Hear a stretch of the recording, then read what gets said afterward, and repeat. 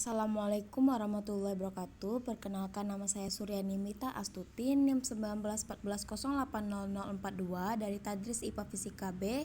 Saya di sini akan menjelaskan materi yang ke-9, yaitu yang pertama, pengertian kesimpulan, fungsi, dan cara menyusun kesimpulan dengan contoh berbagai jenis penelitian. Yang pertama yaitu pengertian dari kesimpulan. Kesimpulan penelitian adalah pernyataan singkat tentang hasil analisis deskripsi dan pembahasan tentang hasil pengetesan hipotesis yang telah dilakukan di bab sebelumnya, yang mana kesimpulan berisi jawaban atas pertanyaan yang diajukan pada bagian rumusan masalah.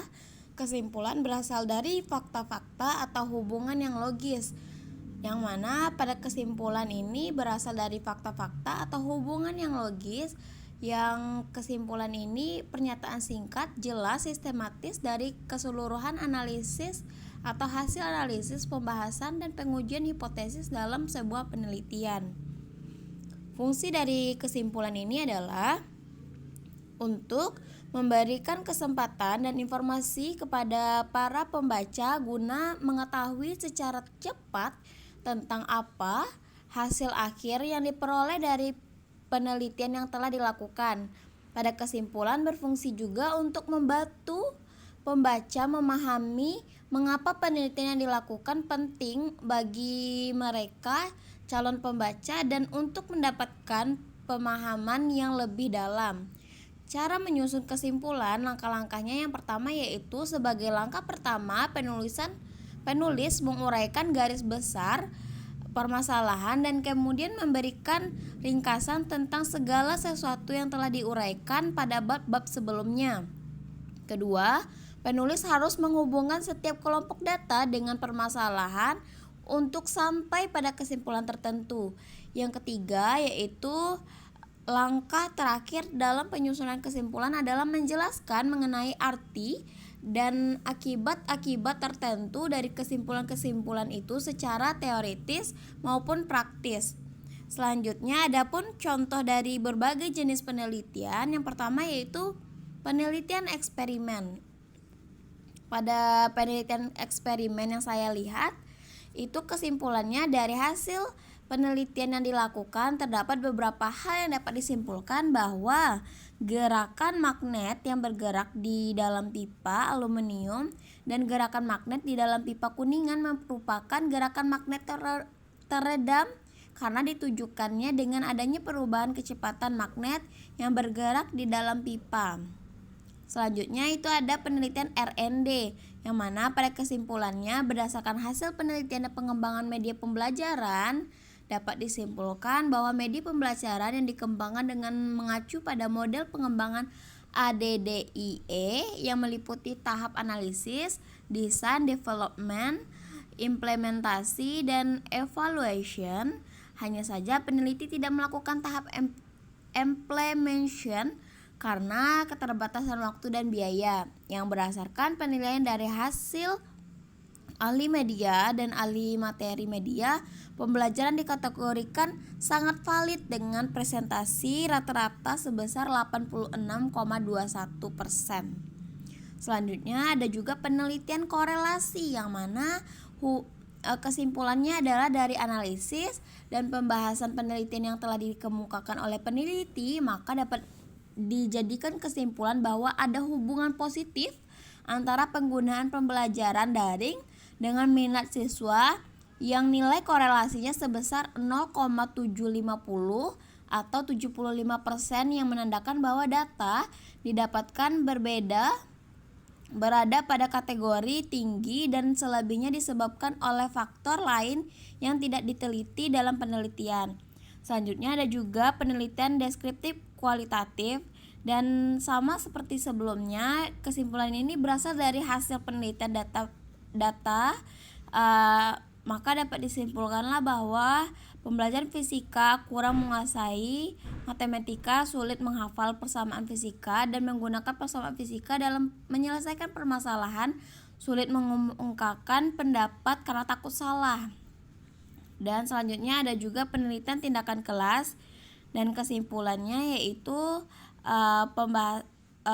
maka dapat disimpulkan bahwa menerapkan model pembelajaran komparatif itu dapat meningkatkan hasil belajar siswa pada mata pelajaran fisika. Dan selanjutnya ada juga penelitian kepustakaan. Kesimpulannya dari hasil pengkajian yang dilakukan dan pada penelitian mixed method juga begitu, berdasarkan penelitian yang telah dilakukan serta didukung oleh kajian pustaka, maka dapat disimpulkan bahwa gambaran kecerdasan intelektual mahasiswa pendidikan fisika angkatan 2016 yaitu rata-rata memiliki IQ 63%. Materi yang kedua yaitu tentang implikasi penelitian dan contoh, yang mana implikasi penelitian itu adalah suatu akibat yang terjadi atau ditimbulkan pelaksanaan kebijakan dan program tertentu bagi sasaran pelaksanaan kebijakan atau program tertentu bagi sasaran pelaksanaan yang bersifat baik ataupun tidak baik. Yang mana beberapa aspek yang perlu dipertimbangkan dalam menyusun implikasi hasil penelitian antara lain: yang pertama, suatu pernyataan tentang inferensi yang ditarik dari penemuan penelitian dapat diharapkan pada kondisi-kondisi yang serupa. Kedua, peneliti harus menjelaskan kondisi penelitiannya dengan memberikan batasan-batasan terhadap generalisasi yang dibuat. Ketiga, dalam pembahasan mengenai implikasi hasil penelitian sebaiknya dijelaskan apabila terdapat pernyataan penelitian yang belum terjawab sehingga dapat dipergunakan sebagai bahan oleh para peneliti di masa yang akan datang. Implikasi berfungsi membandingkan antara hasil penelitian yang lalu dengan hasil penelitian yang baru dilakukan. Contohnya yaitu pada penelitian eksperimen mengacu pada hasil penelitian sebagaimana yang dikemukakan pada bab 4, maka implikasi dari hasil-hasil tersebut diuraikan dan selanjutnya pada hasil penelitian ini sebagai masukan guru dapat meningkatkan keaktifan dan hasil belajar siswa lagi.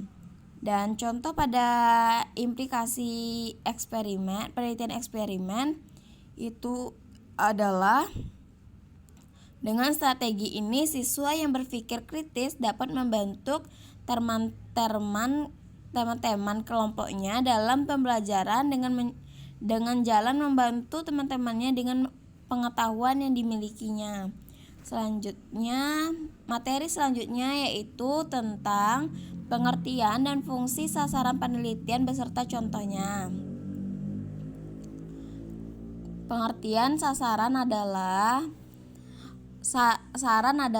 upaya memberikan jalan keluar yang dirasa bermanfaat untuk perbaikan apa yang telah diteliti. Saran adalah suatu yang diberikan pada pembaca yang didasarkan atas hasil temuan dalam studi yang telah dilakukan dan bukan berupa pendapat atau tinjauan ideal pribadi peneliti, yang mana saran hanya berisi rekomendasi yang dirumuskan oleh peneliti namun bukan untuk menjawab permasalahan dalam pokok penelitian. Adapun contoh-contoh dari saran itu pada penelitian kepustakaan, sarannya bagi tenaga pendidik di dalam kegiatan belajar mengajar diharapkan untuk menggunakan variasi gaya mengajar di dalam kelas. Dan juga diberikan saran bagi mahasiswa sebagai acuan atau pedoman yang diterapkan apabila sudah terjun ke lapangan. Yang peneliti selanjutnya yaitu penelitian eksperimen, yang mana sarannya agar siswa lebih aktif dalam mengikuti pembelajaran dan selama proses pembelajaran berlangsung, siswa dapat memahami materi pembelajaran dengan menggunakan metode quick note taking. Dan kedua, disarankan juga kepada praktisi pendidikan khususnya guru dan juga diberikan saran agar peneliti lainnya untuk memperdalam lagi penelitian tersebut. Selanjutnya penelitian mix sekuensial, yang mana diberikan saran pada pendidik penelitian lain Dan selanjutnya adalah fungsi dari saran ini adalah melalui saran penelitian. Peneliti selalu dapat menyebutkan manfaat studi lebih lanjut di bidang penelitian. Peneliti juga dapat menjelaskan kebutuhan untuk mengisi kekosongan tertentu yang mungkin tidak dapat peneliti liput sekarang dengan alasan apapun. Peneliti selalu dapat menggunakan garis waktu untuk membantu pembaca memahami kapan perkembangan potensial dapat terjadi seiring waktu, dan saran seringkali diperlukan penelitian tambahan untuk membuatnya lebih mudah bagi peneliti untuk maju. Itulah materi dari saya. Mohon maaf jika ada salah. Assalamualaikum warahmatullahi wabarakatuh.